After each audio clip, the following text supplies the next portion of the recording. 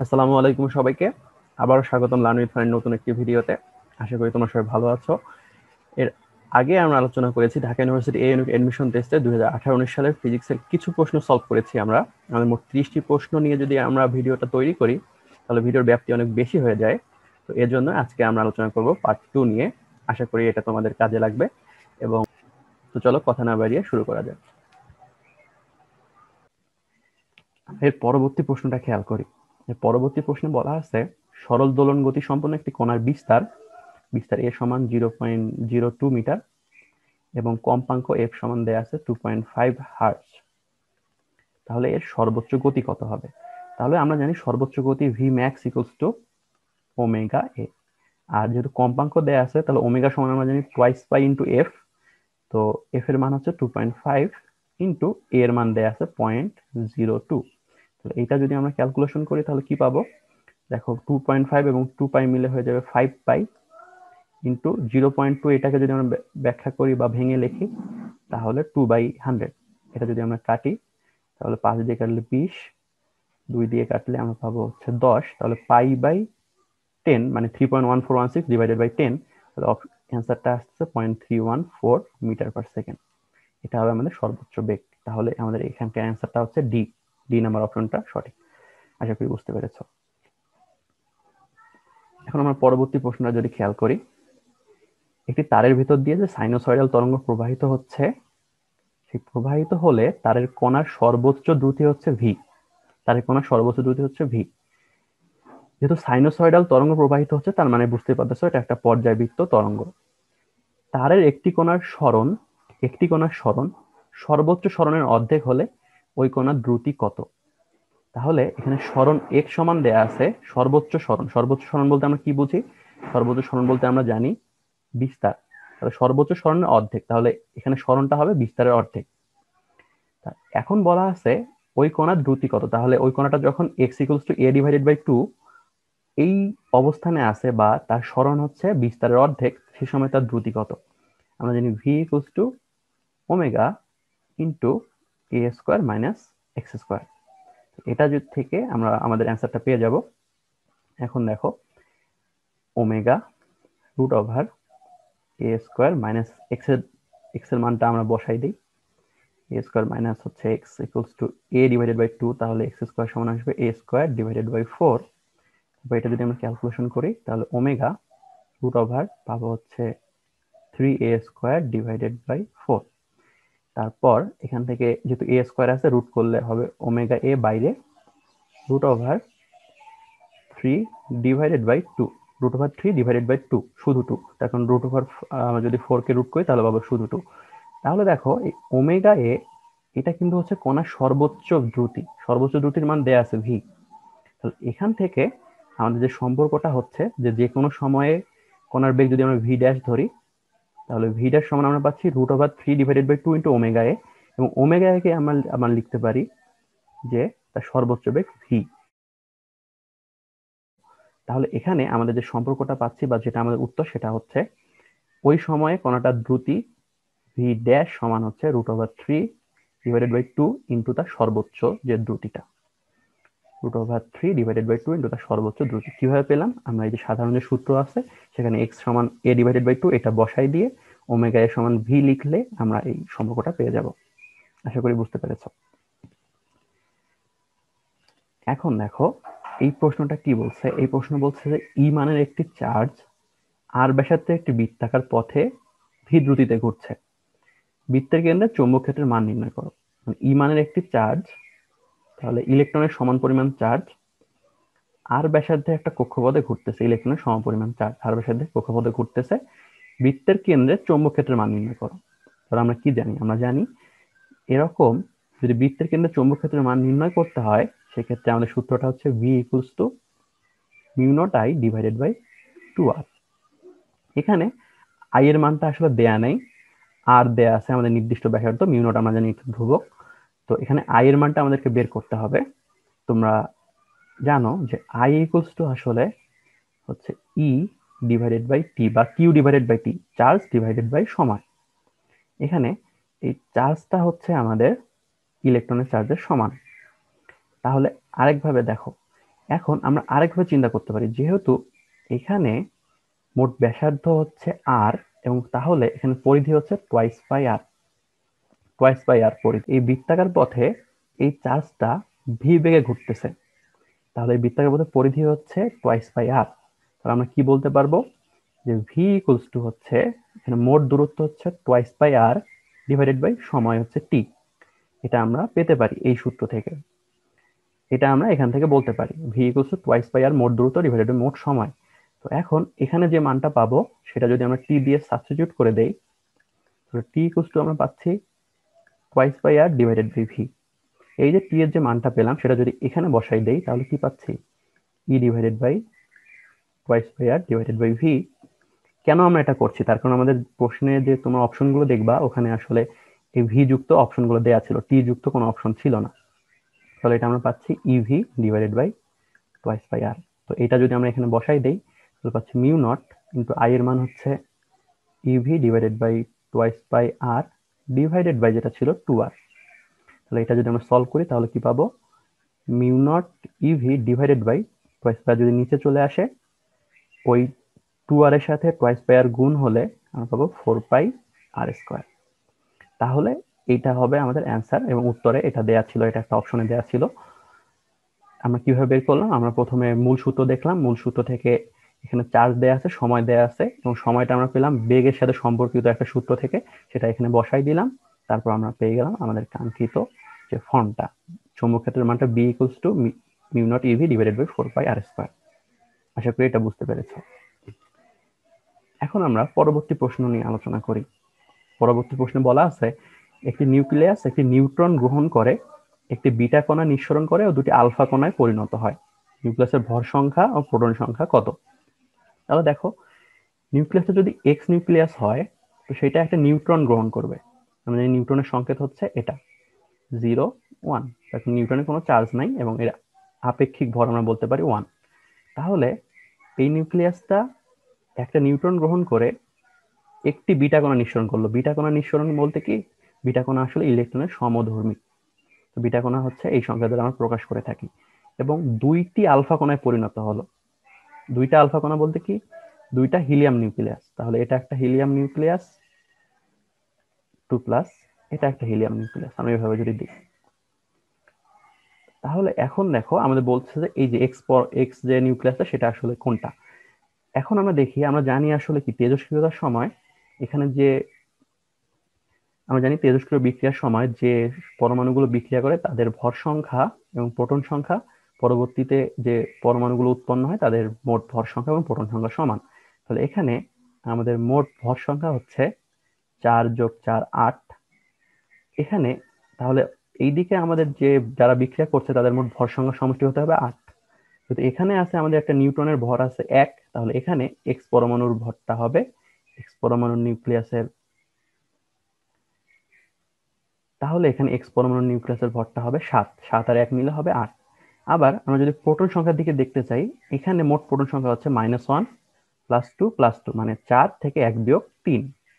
আর এখানে আছে 0, তাহলে এখানে 3 মেলাতে গেলে আমাদের এক্স যে নিউক্লিয়াসটা আছে তার প্রোটন সংখ্যা হয়ে যায় 3। তাহলে এখানে নিউক্লিয়াসের ভর সংখ্যা ও প্রোটন সংখ্যা যথাক্রমে 7, 3। আশা করি এই প্রশ্নটা তোমরা বুঝতে পেরেছো। এখন আমাদের পরবর্তী প্রশ্নটা হচ্ছে 10 মিটার/সেকেন্ড গতিতে, এটা ভুল হয়েছে, একটু গতিতে হবে, আর ব্যাসার্ধের বৃত্তাকার পথে ঘূর্ণায়মান একটি কণার ক্ষেত্রে নিচের কোন লেখ চিত্রটি প্রযোজ্য। অর্থাৎ একটি নির্দিষ্ট দ্রুতিতে যদি একটি কণা আর ব্যাসার্ধের বৃত্তাকার পথে ঘূর্ণায়মান থাকে, তাহলে এই 4টি লেখের কোন লেখটি সঠিক হবে তার গতি বর্ণনার ক্ষেত্রে। তো এক্ষেত্রে আমরা জানি, কোনো বস্তু যদি ভি সমদ্রুতিতে আর ব্যাসার্ধের কক্ষপথে ঘোরে, তাহলে সেক্ষেত্রে তার যে কেন্দ্রমুখী বলটা থাকবে, আমরা জানি ঘূর্ণনের জন্য কেন্দ্রমুখী বলটা গুরুত্বপূর্ণ। অর্থাৎ ঘূর্ণনের জন্য কেন্দ্রমুখী বল এ সমান হবে v² ডিভাইডেড বাই আর। তো এখানে যেহেতু ভি কনস্ট্যান্ট, তো এ আর আর এর মধ্যে সম্পর্কটা কি, এ আর আর এর মধ্যে সম্পর্ক হচ্ছে পরস্পরের ব্যস্তানুপাতিক। তাহলে এখান থেকে আমরা কি পাই, যেহেতু এ আর আর এর মধ্যে সম্পর্ক ব্যস্তানুপাতিক, তাহলে এ বাড়লে আর কমবে, আর বাড়লে এ কমবে। সেটা আমরা কোন লেখচিত্র থেকে পাই, দেখো এই লেখচিত্র থেকে পাই না, এখন এই লেখচিত্রে এ এর একটা নির্দিষ্ট মান আছে, যেটা সবসময় একই মান আছে, তো এই লেখচিত্রটা হবে না। 2 নম্বর লেখচিত্র, 2 নম্বর লেখচিত্র যেহেতু সরল রেখা, তো বুঝতে পারতেছো এই লেখচিত্রটা সরল রেখা কখন হয়, যখন এ আর আর এর মধ্যে সম্পর্ক সমানুপাতিক হয়, কিন্তু এখানে সম্পর্ক তো আমাদের সমানুপাতিক না। 3 নম্বরে বুঝতে পারতেছি এটা একটা সরল রেখা কিন্তু নিচের দিকে নিম্নগামী, তো এটা আমাদের উত্তর না। 4 নম্বরে দেখো আর এর মান প্রথমে নির্দিষ্ট ছিল, ফলে এর মান উচ্চ ছিল, একটা নির্দিষ্ট বড় মানের ছিল, পরে আর এর মান বাড়াচ্ছি, এর মান ধীরে ধীরে কমছে, তার মানে এটা আসলে ব্যস্তানুপাতিক সম্পর্ককে নির্দেশ করে। তো এটা আসলে আমাদের অ্যান্সার, আমাদের অ্যান্সারটা হচ্ছে ডি লেখচিত্র। এটা আমরা আলাদা, এটা আমরা যদি আলাদাভাবে ব্যাখ্যা করতে চাই তাহলে ব্যস্তানুপাতিক সম্পর্কের লেখচিত্রগুলো যদি এরকম হয়, এক্স ব্যস্তানুপাতিক ওয়াই এর, তাহলে x y equals to constant হবে, যেটা আসলে একটা অধিবৃত্তের গ্রাফকে নির্দেশ করে। এই যে গ্রাফগুলোর মধ্যে এই গ্রাফটাই হচ্ছে একটা অধিবৃত্তের গ্রাফ। তো আমাদের এই প্রশ্নের উত্তরটা হবে এই লেখচিত্রটি। আশা করি এই প্রশ্নের উত্তরটা তোমরা বুঝতে পেরেছ। আমাদের পরবর্তী প্রশ্ন, 10 কেজি ভরের একটি বস্তুর উপর 2F মানের বল প্রয়োগ করার ফলে বস্তুটির ত্বরণ হয় 60 মিটার পার সেকেন্ড স্কোয়ার। তাহলে 2F মানের বল প্রয়োগ করলাম 10 কেজি ভরের বস্তুর উপর, F ইকুয়ালস টু এম, এখানে মোট ভর F সমান হচ্ছে এম ইন্টু এ।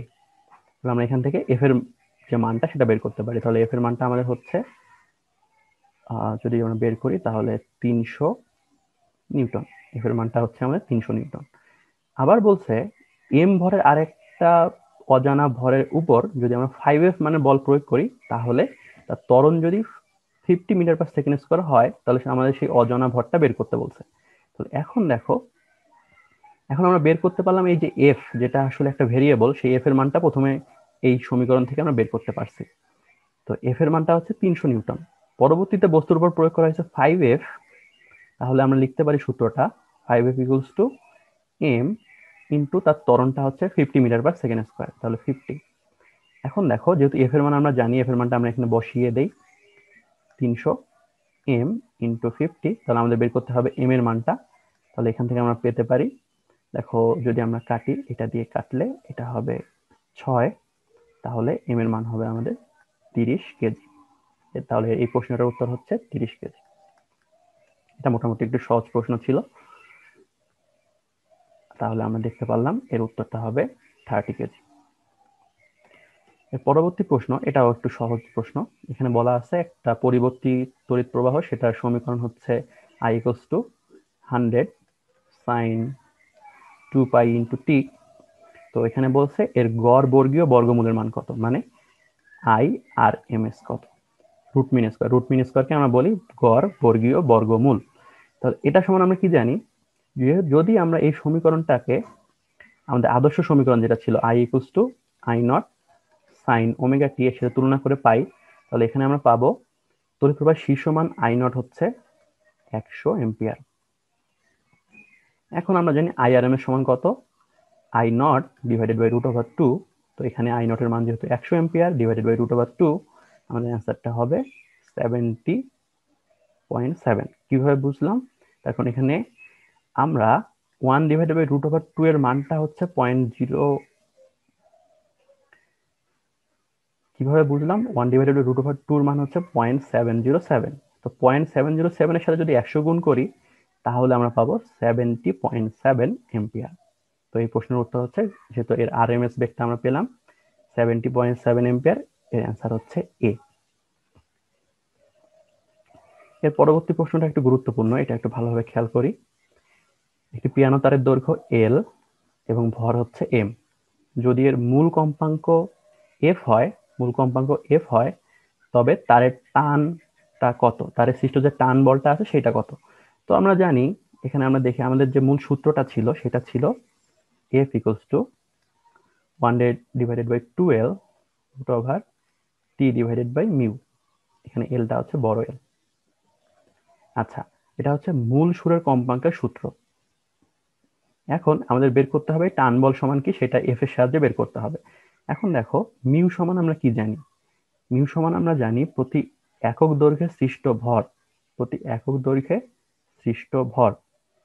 তাহলে এখানে মিউ সমান হবে এম ডিভাইডেড বাই এল, একক দৈর্ঘ্যে সৃষ্ট ভর। এখন আমরা যদি এখানে মানটা বসিয়ে দেই 2L root over t divided by mu এর মান হচ্ছে এম ডিভাইডেড বাই এল, তাহলে এই এলটা উপরে উঠে যাবে। তো এখান থেকে পাচ্ছি F equals to 1 divided by 2l root over t l divided by capital M. এখান থেকে আমরা যদি টি এর মানটা বের করতে চাই তাহলে দেখো আমরা যেটা পাচ্ছি সেটা হচ্ছে, আমরা যদি এখানে লিখি, ধরো 2l into F capital L equals to root over T L divided by M. তো এটাকে যদি আমরা বর্গ করে দেই তাহলে পাচ্ছি T L divided by M equals to 4l square F square. এখান থেকে দেখো, এখান থেকে আমরা যদি লিখি পরবর্তী লাইনটা এটা, তাহলে টি সমান আমাদের হবে 4m টা আর গুণ করলে 4m, এই এল আর এল স্কোয়ার, তাহলে একটা এল থাকবে 4ml এফ স্কোয়ার হলে 4ml এফ স্কোয়ার। তাহলে এখানে যে সৃষ্ট টান বলটা সেটা হচ্ছে 4ml এল এফ স্কোয়ার।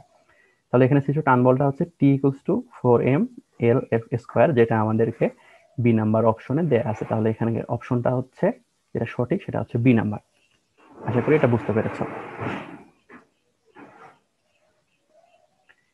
এখন আমরা পরবর্তী প্রশ্নটা খেয়াল করি। পরবর্তী প্রশ্ন একটু জ্ঞানমূলক প্রশ্ন। এই প্রশ্নে বলা আছে একটা সুসংগত আলোক রশ্মি একটি সূক্ষ্ম তারের উপর আবর্তিত হলে তারের পিছনে ছায়া তৈরি হয়। তো এটি একটি তারের নয় বরং অনেকগুলো সমান্তরাল তারের ছায়া তৈরি হয়। এই ঘটনাটি ব্যাখ্যা করা যায় নিচের কোনটির দ্বারা? তো তারের যে ছায়া তৈরি হচ্ছে এবং সেটা অনেকগুলো তারের ছায়া তৈরি হচ্ছে, তার মানে কি? তার মানে আলো কিছুটা বেঁকে গিয়েছে। আলোর এই যে বেঁকে যাওয়ার যে ঘটনাটা সেটা আসলে অপবর্তন দ্বারা ব্যাখ্যা করা যায়। তো এর অ্যান্সার হচ্ছে বি। এ নয়, তার কারণ প্রতিসরণ ঘটেনি, প্রতিফলনও ঘটেনি, ডপলার ক্রিয়া তো ঘটবেই না। তো আশা করি বুঝতে পেরেছো, এর অ্যান্সারটা হচ্ছে বি। আলোর অপবর্তনের কারণে আলোর এই বেঁকে যায়, ফলে আমরা এখানে অনেকগুলো সমান্তরাল তারের ছায়া দেখতে পারি। পরবর্তী প্রশ্ন, এই প্রশ্নটা একটু ইম্পর্টেন্ট। পরবর্তী প্রশ্ন হচ্ছে, যদি আমরা তড়িৎ ক্ষেত্রের মান E equals to c x square হয়, এখানে সি হচ্ছে ধ্রুবক, তাহলে তড়িৎ বিভবের মানটা কত হবে? আমরা জানি E is equals to minus DV DR. তাহলে এখানে যদি আমরা, যেহেতু ই এর মানটা দেয়া আছে সি এক্স স্কোয়ার এইভাবে, তাহলে এই এক্স হচ্ছে এখানে একটা সরণ বা একটা দূরত্ব, এই ডিআর অথবা আমরা এখানে লিখতে পারি ডিএক্স, এটা বোঝাবে একটা হচ্ছে ক্ষুদ্রাতি ক্ষুদ্র দূরত্ব। তাহলে এখান থেকে আমরা কি পাই? এখান থেকে আমরা পাচ্ছি মাইনাস ই, এই মাইনাসটা এইদিকে নিলাম, ই ডিএক্স ইকুয়ালস টু ডিভি। তারপর যদি আমরা এখানে ইন্টিগ্রেশন করে দেই তাহলে এখান থেকে আসলে ভি পাবো। যেহেতু ক্ষুদ্রাতি ক্ষুদ্র দূরত্ব ডিভি দেওয়া ছিল, তাহলে ইন্টিগ্রেট করলে আমরা পুরো মানটা পেয়ে যাব। তাহলে এখান থেকে দেখো মাইনাস ই এর মানটা হচ্ছে C x square DX equals to DV কে যদি আমরা ইন্টিগ্রেট করি তাহলে পাবো ভি। তারপর যেহেতু সি একটা কনস্ট্যান্ট, সি বাইরে চলে আসবে, এক্স স্কোয়ারকে যদি আমরা ইন্টিগ্রেট করি তাহলে পাবো এক্স কিউব ডিভাইডেড বাই 3, আর এখানে পাচ্ছি ভি। তাহলে ভি এর মানটা হচ্ছে, ভি সমান আমরা লিখতে পারি ভি সমান minus c x cube divided by 3। তাহলে এটা হচ্ছে আমাদের অ্যান্সার। তাহলে আমরা ভি সমান পাচ্ছি minus c x cube divided by 3, এটাই হচ্ছে আমাদের অ্যান্সার। আমরা যদি কোনো একটা তড়িৎ ক্ষেত্র ই কে যদি আমরা ইন্টিগ্রেট করতে পারি তাহলে আমরা পেয়ে যাব সেখানে মোট তড়িৎ বিভবটা কত। আশা করি এটা বুঝতে পেরেছো। এখন এই প্রশ্নের উত্তরটা তোমরা পারবা, এই প্রশ্নের উত্তর আমরা আলোচনা করছি না, কৌণিক ভরবেগের একক কি সেটা তোমরা খুব সহজেই পারবা।